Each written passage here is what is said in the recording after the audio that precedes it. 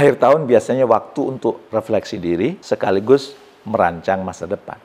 Kira-kira apa yang perlu kita refleksikan dan apa kira-kira yang perlu kita rancang di masa depan supaya hidup Anda di masa depan jauh lebih baik dibandingkan tahun yang sudah kita jalani. Simak video ini hingga tuntas.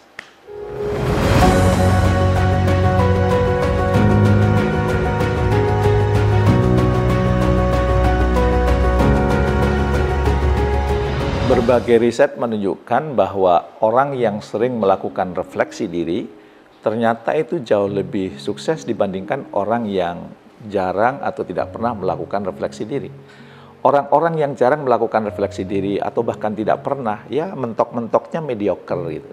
Sementara orang yang merefleksikan diri dan dia mengambil pelajaran dari itu, kejadian-kejadian yang pernah terjadi, maka dia akan tumbuh jauh lebih baik. Bukan hanya linear, bahkan tumbuhnya bisa eksponensial. Maka di akhir tahun ini saya mengajak Anda untuk merefleksikan diri, supaya kemudian kita juga semakin bersyukur, insya Allah semakin sehat mental, bahkan dari berbagai riset juga mengatakan kita jadi mengenali kesalahan kita sebagai sumber pertumbuhan, ya.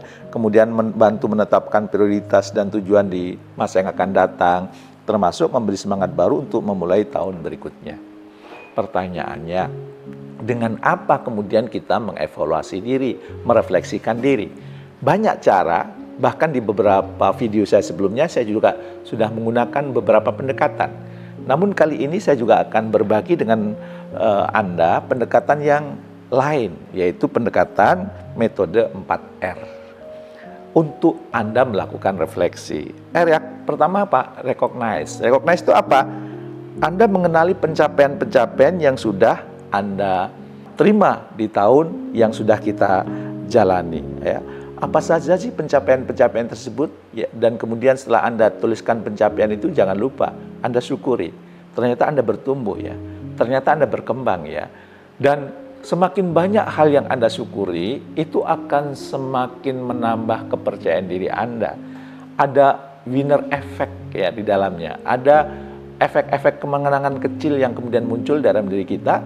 Kemudian kita akan semakin percaya diri dan kemudian kita akan semakin bersyukur. Nah, maka coba sekarang Anda tuliskan kira-kira apa hal-hal yang Anda syukuri sepanjang tahun 2024 ini, ya.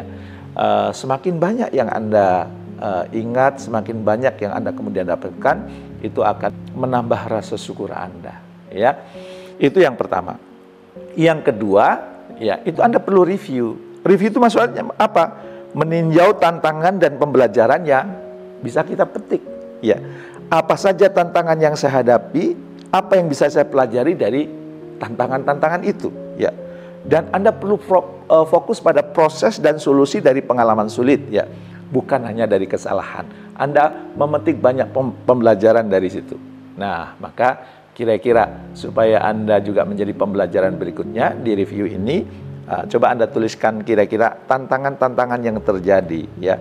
Kemudian dari tantangan itu ambil hikmahnya, ya. Ambil pelajaran yang bisa Anda ambil dari apa yang kemudian sudah terjadi. Recognize, review, dan jangan lupa reflect, ya. Reflect itu apa? Merefleksikan proses, ya. Evaluasi kebiasaan, waktu, dan energi yang Anda investasikan di tahun 2024, ya. Bagaimana saya menyelesaikan hal-hal penting tahun ini? Bagaimana saya bisa lebih efektif di masa depan? Jadi ada refleksi, ada kemudian merefleksikan proses yang Anda jalani. Semakin Anda kemudian merenung ya dalam merefleksikan proses ini, ingat ya beberapa yang sudah saya sharing, coba Anda kemudian refleksikan. Apa sih dalam perjalanan tahun ini yang perlu yang perlu dihilangkan? Apa juga yang perlu dikurangi? Hal-hal apa yang perlu ditingkatkan dan hal-hal apa yang perlu diciptakan? Untuk hal-hal yang perlu dihilangkan dan dikurangi, karena itu ternyata tidak memberikan nilai tambah buat kita. Tidak membuat kita jauh lebih bertumbuh, tidak membuat kita jauh lebih hebat, maka dihilangkan. Kalau toh nggak bisa dihilangkan, setidaknya dikurangi.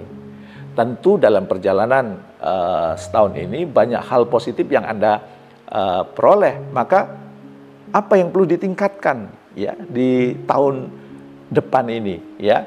Dan kira-kira menghadapi tahun depan itu apa yang perlu diciptakan. Jadi yang dihilangkan, dikurangi ini untuk tahun 2024, tahun yang sudah berlalu, sementara ditingkatkan dan diciptakan itu untuk kepentingan kita di tahun depan. Baru setelah itu R yang keempat, recommit. Maksudnya apa? Komitmen untuk tahun depan. Ya, berikan apresiasi pada diri sendiri dan persiapkan nilai positif untuk tahun depan, ya.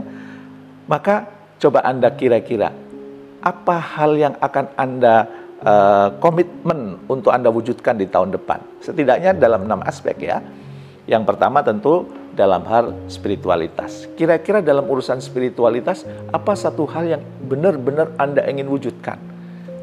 Bukan ingin, ya, kalau nanti ingin nggak tersampai. Tapi apa komitmen yang Anda lakukan, ya, berkaitan dengan spirituality. Ya.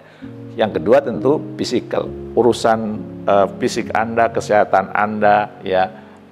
Kira-kira apa yang juga komitmen Anda lakukan di tahun 2025, termasuk intelektual, kapasitas intelektual Anda. Apa keahlian atau ilmu baru yang kemudian ingin Anda pelajari, yang ingin Anda kuasai?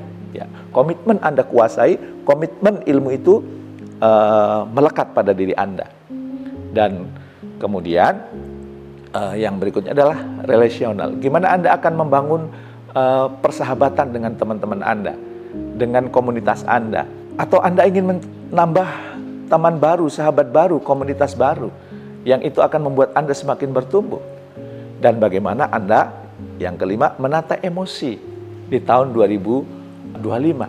Dan yang paling penting juga, bagaimana dengan urusan finansial Anda. Jadi 6 aspek ini paling enggak masing-masing Anda punya satu yang memang benar-benar Anda ingin wujudkan di tahun 2025. Komitmen yang sangat kuat, Anda mewujudkan itu.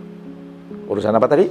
Urusan spirituality, urusan physical, urusan intelektual, urusan relasional, urusan emosional, dan juga urusan finansial. Kira-kira apa?